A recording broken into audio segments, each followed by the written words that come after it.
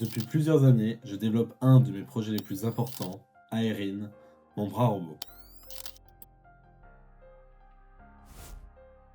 Pour comprendre mon parcours, il faut remonter en 2018, au commencement. Tout a commencé avec la version 1, un bras robotique entièrement fabriqué en carton, collé à la main, piloté par une simple Arduino et quelques servomoteurs.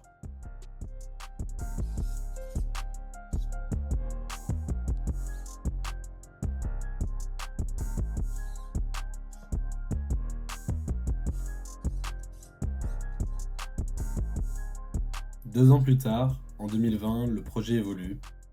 J'y ai développé une nouvelle version, la V2, toujours en carton, toujours collé, mais bien plus propre, plus stable et toujours contrôlé par Arduino et servomoteur.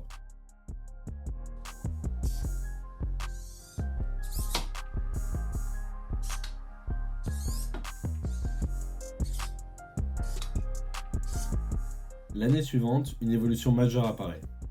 J'obtiens ma première imprimante 3D, une ET4 de la BIST. Grâce à elle, je peux enfin passer à l'échelle supérieure. J'apprends Fusion 360, je modélise chaque pièce, je les imprime. Mais j'ai été trop ambitieux. Même avec des moteurs pas à pas et des courants en TPU, impossible d'obtenir un mouvement fiable. J'ai monté tout le bras, mais les moteurs manquaient de puissance et les courroies glissaient sans arrêt, ce qui rendait le bras inutilisable. En 2022, pour un événement entre amis, je décide de remodéliser complètement le projet.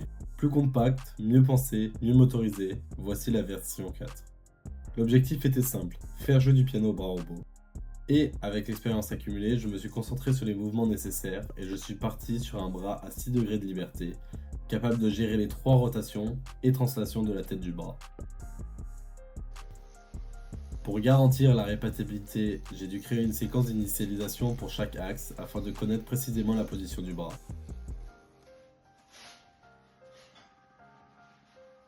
Mais ce n'était pas parfait, le système restait fragile, surtout parce que je positionnais le bras à la main.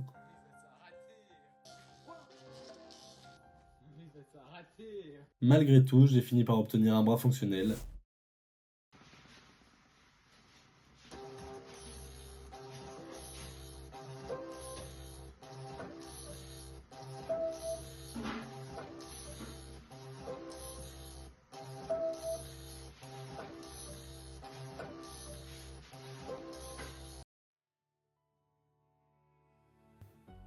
Le temps passe, je pars en études supérieures et je recommence un nouveau bras. Cette nouvelle version avait un objectif clair, être le plus grand possible tout en restant équilibré. J'ai récupéré des moteurs bien plus puissants, avec réducteurs, acheté des drivers silencieux et repris le système de courroie, mais cette fois avec des courroies d'imprimante 3D et un design allégé au maximum. Comme pour la version 3, les courroies m'ont encore posé problème.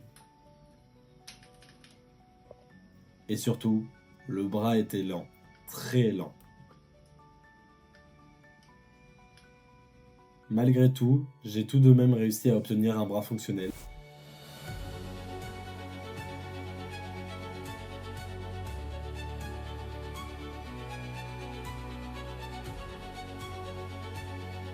Aujourd'hui, je travaille sur la version 6. Pour éviter que les courroies glissent, j'utilise désormais un système de poulies et pour résoudre le problème de déformation, je passe au PETG, un matériau d'impression 3D que j'ai découvert récemment, beaucoup plus solide que le PLA. Je vous présenterai alors les avancements dans une prochaine vidéo, et surtout si la vidéo vous a plu, n'hésitez pas à vous abonner et à lâcher un pouce bleu.